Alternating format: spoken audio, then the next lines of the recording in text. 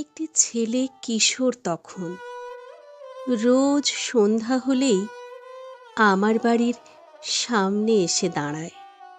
একদিন, দুদিন, 3 দিন, রোজ রোজ দিন। সে বোঝে না তার ভবিষ্যৎ, সে ভুলে গেছে সময়ের মূল্য।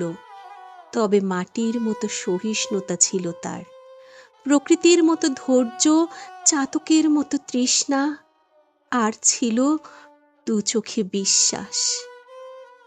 আমার চোখেও তখন পিপাসা, ভীষণ পিপাসা, জ্ঞানের পিপাসা আর ভবিষ্যতের। আমি সারা জীবন নিজেকে খুঁজেছি সুরক্ষার বেড়াজালে, নিশ্চিত ভবিষ্যতে।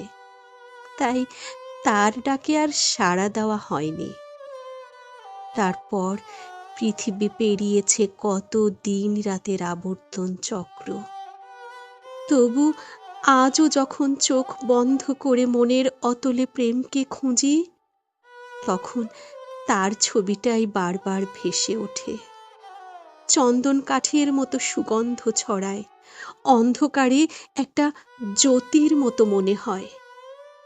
হয়তো জীবনের শেষ মুহূর্তেও চোখ বন্ধ করে তাকেই দেখতে পাবো। হয়তো পরের জন্মে আমিও বেশ কিছুটা এলোমেলো হব, অগোছালো হব।